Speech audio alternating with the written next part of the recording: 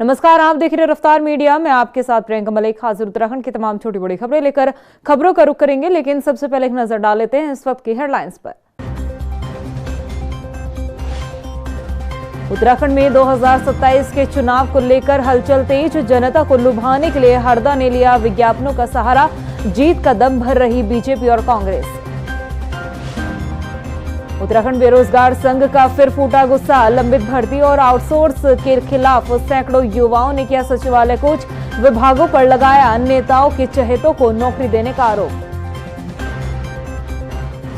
आगामी त्योहार और नए साल के जश्न के लिए नैनीताल पुलिस प्रशासन तैयार। पर्यटकों की सहूलियत के लिए यातायात प्लान भी बनाया। होटल संचालकों को भी दिए गए कड़े निर्देश। और देहरादून में चैम्बर निर्माण की मांग को लेकर फिर वकीलों ने किया धरना प्रदर्शन। घंटा घर पर किया चक्का जाम। पिछले 1 महीने से अपनी मांग पर अड़े हैं अधिवक्ता। हेडलाइंस के बाद बुलेटिन में खबरें विस्तार से। उत्तराखंड में 2027 के विधानसभा चुनाव को लेकर हलचल काफी तेज हो चली है। जैसे जैसे चुनावी साल नजदीक आ रहा है, वैसे वैसे बीजेपी और कांग्रेस के बीच जुबानी जंग भी तेज होती हुई नजर आ रही है और दोनों ही दल अपनी अपनी जीत का दम भर रहे हैं। इतना ही नहीं, हाशिए पर गई कांग्रेस जनता को लुभाने के लिए अपनी पुरानी नीतियों तक का सहारा ले रही है। क्या कुछ पूरा मामला है, इस रिपोर्ट में देखिए। उत्तराखंड में 2027 के लिए हलचल तेज। जीत का दम भर रही बीजेपी और कांग्रेस। जनता को लुभाने के लिए आजमाए जा रहे हर दांवपेच। मौजूदगी दर्ज कराने के लिए हरदा ने अपनाया नया फंडा। क्या विपक्ष 27 में बदल पाएगा राजनीति का खेल? उत्तराखंड में 27 के विधानसभा चुनाव को लेकर सियासी पारा चढ़ता नजर आ रहा है। राजनीतिक दल अपनी अपनी तैयारी में जुटे हैं। वहीं दूसरी तरफ चुनावी समय नजदीक आने से पहले ही बीजेपी और कांग्रेस दोनों ही दल अपनी अपनी जीत का दम भर रहे हैं। कांग्रेस के लिए ये चुनाव किसी चुनौती से कम नहीं, क्योंकि प्रदेश की राजनीति में मुख्य विपक्षी दल कांग्रेस अपनी सियासी जमीन खोती जा रही है।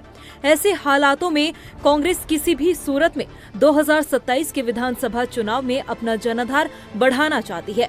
शायद यही कारण है कि हाशिए पर गई कांग्रेस जनता के बीच अपनी मौजूदगी दर्ज कराने और जनता को लुभाने के लिए अपनी पुरानी नीतियों का सहारा ले रही है। पूर्व मुख्यमंत्री हरीश रावत विज्ञापनों का सहारा लेकर लोगों के बीच अपनी पकड़ मजबूत बनाने का काम करते दिखाई दे रहे हैं। अब हरदा की इस गतिविधियों को 2 तरह से देखा जा सकता है। एक, पार्टी की तरफ से हरीश रावत की अनदेखी और दूसरा, प्रदेश में कांग्रेस की मौजूदा स्थिति। इन दोनों ही हालातों में हरदा का ये फंडा पार्टी की मजबूती के लिहाज से बेहतर साबित हो सकता है, लेकिन बीजेपी इस कदम को हरीश रावत की पार्टी से अनदेखी करार दे रही है। देखिए, हरीश रावत का खुद का सुपड़ा जो है इस प्रदेश की राजनीति से साफ हो चुका है। आप देखिए कि ऐसा समय मैंने आज तक नहीं देखा। हरीश रावत जी को अपना विज्ञापन देना पड़ रहा है अखबारों में कि हाँ भाई मैं भी हूँ, क्योंकि उनकी पार्टी खुद उनको हाशिए पर धकेल चुकी है। मुझे खुद बड़ा आश्चर्य हुआ जब मैं एक प्रमुख अखबार में हरीश रावत जी का विज्ञापन देख रहा था। वो अपना जो है विज्ञापन दे रहे थे, मैं हरीश रावत पूर्व मुख्यमंत्री, मैंने ये किया, मैंने वो किया। कितनी हास्यास्पद स्थिति है।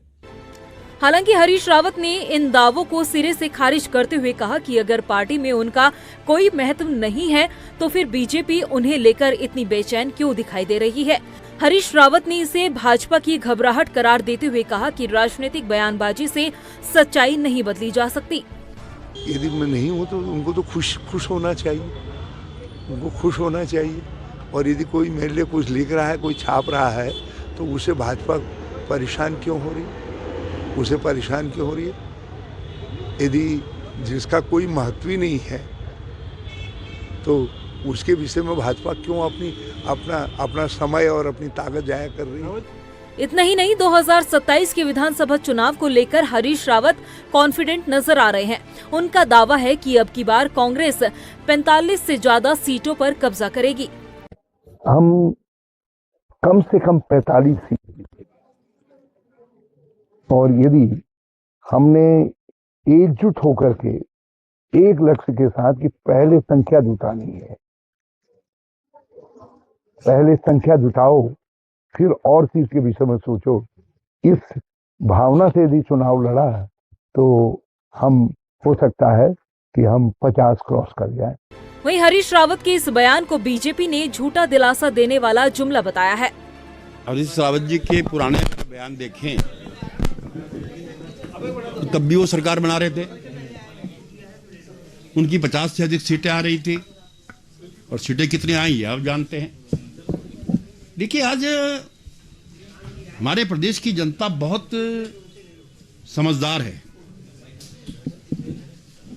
यह चीजों का आकलन करती है और आकलन करने के बाद वोट करती।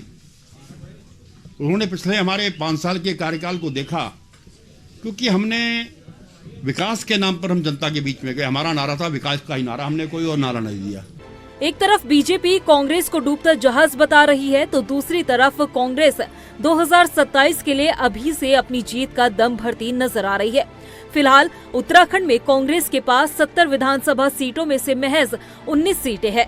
ऐसे में हरीश रावत का 45 से 50 सीटें हासिल करने का दावा उनका ओवर कॉन्फिडेंस दिखा रहा है, जो पार्टी के लिए बड़ी मुसीबत खड़ी कर सकता है, क्योंकि धरातल पर कांग्रेस को कड़ी मशक्कत करने की जरूरत है। अब देखना ये होगा कि इस जुबानी जंग के बीच 2027 में आखिर जीत का परचम कौन सी पार्टी लहराने वाली है।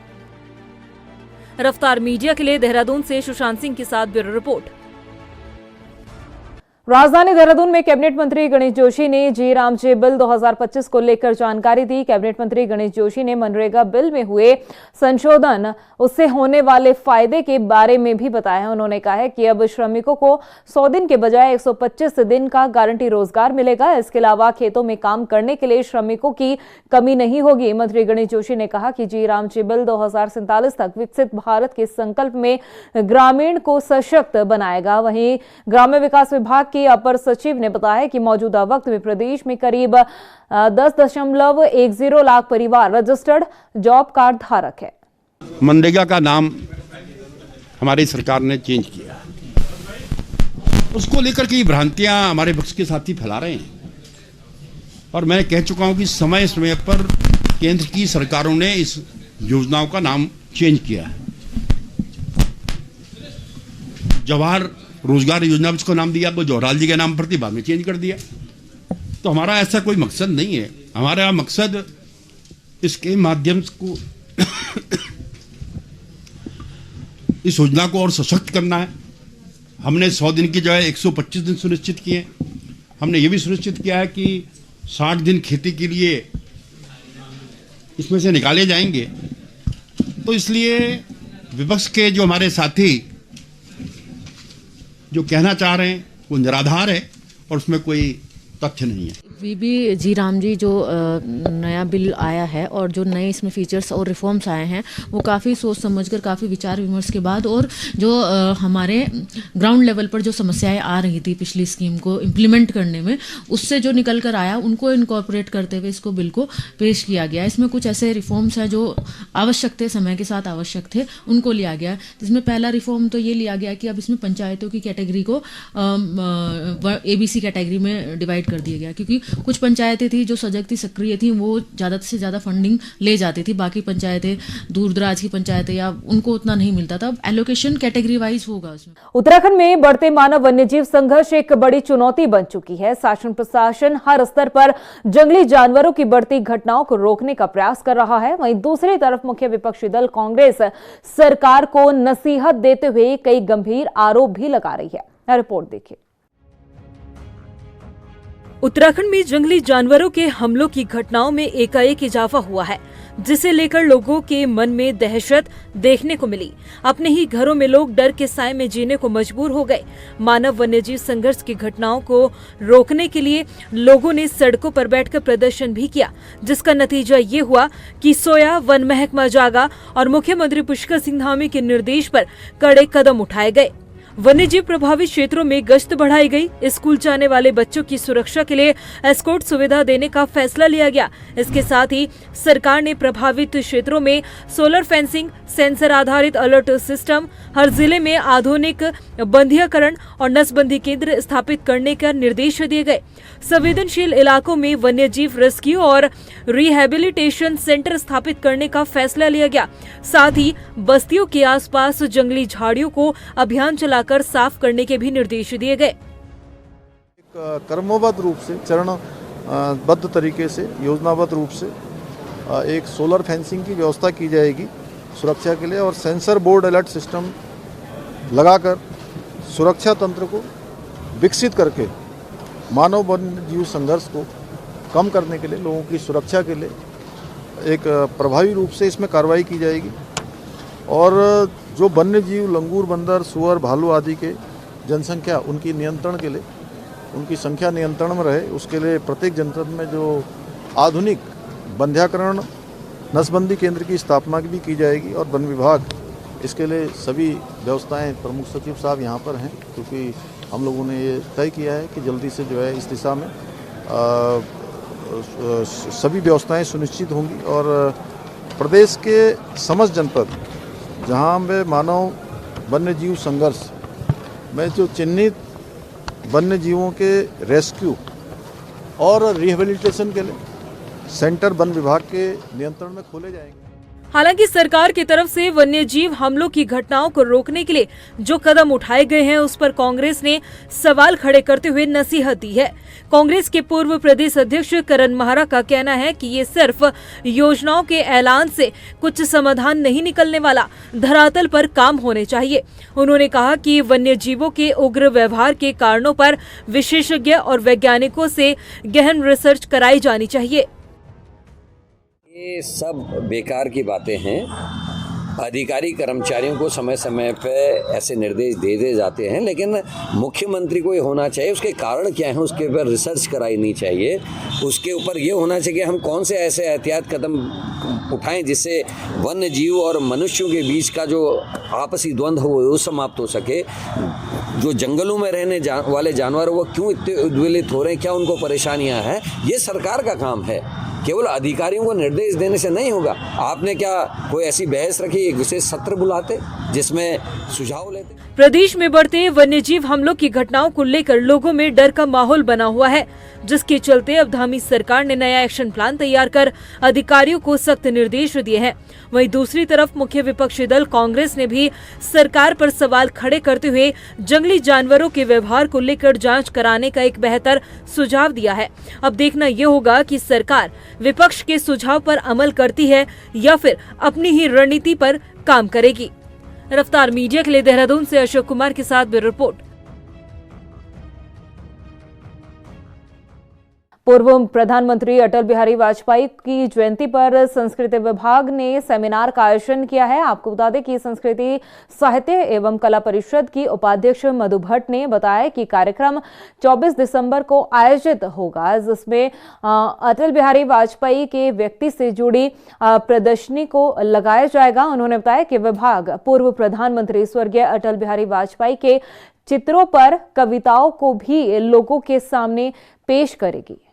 पूर्व प्रधानमंत्री श्रद्धेय अटल बिहारी वाजपेयी जी के जन्म शताब्दी वर्ष पर संस्कृति साहित्य कला परिषद के माध्यम से एक संगोष्ठी का आयोजन किया जा रहा है। उसमें श्रद्धेय अटल बिहारी वाजपेयी जी के जीवन से संबंधित उनका जो व्यक्तित्व रहा है, जो उनका कृतित्व रहा है, उसमें एक संगोष्ठी की जाएगी, प्रदर्शनी का आयोजन किया जाएगा, डॉक्यूमेंट्री दिखाई जाएगी और उनके जो कवि हृदय वो रहे हैं, कविता पाठ का आयोजन भी किया जाएगा। इसमें बच्चों के द्वारा जो है उसमें नृत्य नाटिका, उनकी कविताओं पर आधारित नृत्य नाटिका रखी जाएगी। साथ ही में उनके समकालीन जो महान अनुभव रहे हैं उनके संस्मरण भी यहाँ पर सुनाए जाएंगे और उनको सम्मानित भी किया जाएगा। राजधानी देहरादून की सड़कों पर आज इस देश का भविष्य कहे जाने वाला युवा अपने हक के लिए आवाज उठाता हुआ दिखाई दिया है। सैकड़ों बेरोजगार युवाओं ने लंबित भर्ती और आउटसोर्सिंग के खिलाफ हल्ला बोल किया। इतना ही नहीं, नेताओं पर उनके चहेतों को नौकरी देने का आरोप तक लगाया है। इसके साथ ही आने वाले दिनों में उग्र आंदोलन की चेतावनी दी गई। रिपोर्ट देखिए। दून की सड़कों पर फिर उतरा बेरोजगार युवा। हमारी मांगे पूरी करो, पूरी करो, पूरी करो। भर्तियों में गड़बड़ी पर किया हल्ला।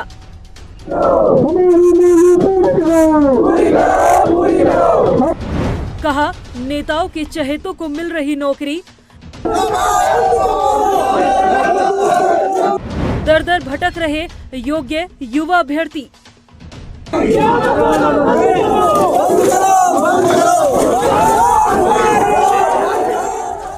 राजधानी देहरादून में बेरोजगार युवाओं ने सरकार और आयोग के खिलाफ विरोध प्रदर्शन किया है। युवाओं का निशाना तो सरकार पर था, लेकिन इस प्रदर्शन के दौरान उनका गुस्सा उपनल संविदा कर्मियों पर भी फूटा। बेरोजगार युवाओं ने साफ कहा कि उपनल में बाहरी लोग काम कर रहे हैं। आरोप लगाए कि प्रदेश में आउटसोर्स और बैकडोर भर्ती के कारण बेरोजगारी लगातार बढ़ रही है। राज्य में योग्य युवा अभ्यर्थी नौकरी के लिए दर दर भटक रहा है और नेताओं के चहेतों को नौकरियां दी जा रही है। ऐसे में वो उत्तराखंड के विभागों में नौकरी को लेकर चली आ रही प्रथा आउटसोर्स और बैकडोर भर्ती को खत्म करने की मांग पर अड़े रहे। देखिए मांगे क्या है, मांगे वही है। हम ये चाह रहे थे कि इस प्रदेश में जो भर्तियां हो रही हैं, आप भी देख रहे हैं, भर्तियां जो हो रही हैं वो आउटसोर्स के माध्यम से हो रही हैं, बैकडोर के माध्यम से हो रही हैं, नेताओं के आशीर्वाद से हो रही हैं, आपका जो है संविदा के माध्यम से हो रही हैं। और जब ये लोग लगते हैं उसके बाद 5, 6, 7 साल बाद कहते हैं कि भाई हमें भर्ती कर दो, हमें जो है परमानेंट 4200 ग्रेड में भर्ती कर दो, हमें जो है 3200 ग्रेड में भर्ती कर दो। अगर आप जो है नियमितीकरण कर देते हो तो ये जो बच्चे आज यहाँ पर आ रखे हैं, वो जो बच्चे जो आज हल्द्वानी में जो है रैलियां कर रहे हैं, प्रदर्शन कर रहे हैं, जो 10 लाख रजिस्टर्ड बेरोजगार हैं इस प्रदेश में, उन बेरोजगारों का क्या होगा? इसीलिए एकत्रित हुए हैं कि हम जो यूकेपीएससी ए और जेई का जो नोटिफिकेशन है वो जल्दी जारी करे सरकार, क्योंकि सरकार बहुत समय से 2021 में हमारी लास्ट वैकेंसी आई थी, उसके बाद कुछ भी मतलब सरकार की तरफ से कोई भी स्टेप उन्होंने नहीं लिया है। और जैसे आप देख सकते हैं कि ये हमारी कुछ प्रमुख मांगे हैं कि बैकडोर भर्ती को बंद किया जाए, भर्ती है वो भी बंद, भर्ती में समान अधिकार लागू हो, क्योंकि क्या है ना कि जो संविदा कर्मी है उनको परमानेंट करने की मांग की जा रही है। तो लोग भी इसका ये मांगे कर रहे हैं कि हमें परमानेंट किया जाए, लेकिन इससे हमारा बहुत बड़ा लॉस है। बता दें कि नाराज प्रदर्शनकारियों ने परेड ग्राउंड से सचिवालय कूच किया, लेकिन सचिवालय पहुंचने से पहले ही पुलिस ने प्रदर्शनकारियों को बैरिकेडिंग लगाकर रोक दिया। वहीं गुस्साए बेरोजगार युवाओं ने इसका विरोध किया और इस दौरान सुरक्षा कर्मियों और प्रदर्शनकारियों के बीच तीखी नोकझोंक भी देखने को मिली, जिसके बाद नाराज युवाओं ने सड़क पर बैठकर ही सरकार के खिलाफ हल्ला बोल किया और विभागों में होने वाली आउटसोर्स और बैकडोर भर्ती को बंद करने का मुद्दा उठाया और सरकार से सवाल पूछा कि आखिर साल 2021 के बाद यूकेपीएससी जेई आयोग कहां सोया हुआ है? क्यों योग्य अभ्यर्थियों का हक मारा जा रहा है? क्यों आउटसोर्स और बैकडोर भर्ती को बढ़ावा दिया जा रहा है?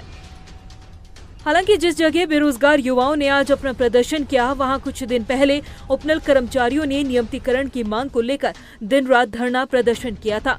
इस दौरान उपनल कर्मियों ने 2018 में आए हाईकोर्ट के फैसलों को सरकार को याद भी दिलाया और तोड़ नियमितीकरण के मामले में टाल मटोल करने पर हाईकोर्ट ने भी सरकार को कई बार फटकार लगाई और अब प्रदेश में बेरोजगार युवा अपनी बेरोजगारी की वजह आउटसोर्स, बैकडोर, संविदा कर्मियों को मान रहा है। अब देखना ये होगा कि बेरोजगार युवाओं ने जो मांगे की है, उन मांगों पर सरकार की तरफ से आखिर क्या कुछ एक्शन लिया जाता है।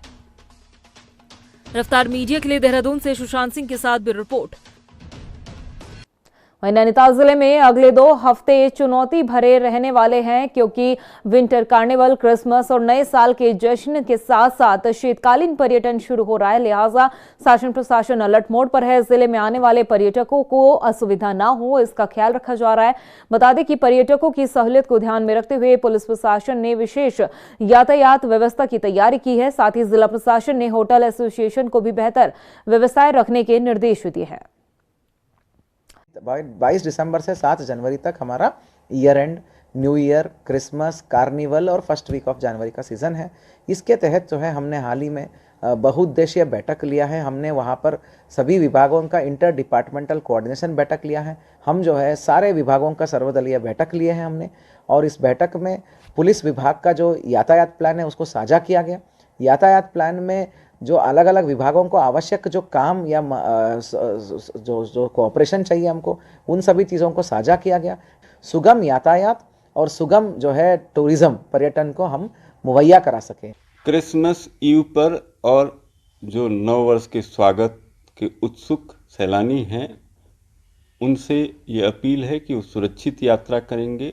होटलियर से उनकी रेट लिस्ट डिस्प्ले करने के लिए, आतिथ्य सत्कार के लिए और जो अतिथि परंपरा की अच्छी जो हमारी ट्रेडिशन है उसको सस्टेन करने के लिए अपील की गई है। पुलिस प्रशासन पार्किंग, सुरक्षित यातायात के लिए सारे चौकस प्रबंध कर रहा है। वहीं हल्द्वानी में रविवार को ज्वेलरी शोरूम में हुई 1 करोड़ की चोरी की वारदात के बाद नैनीताल पुलिस प्रशासन अलर्ट मोड पर है।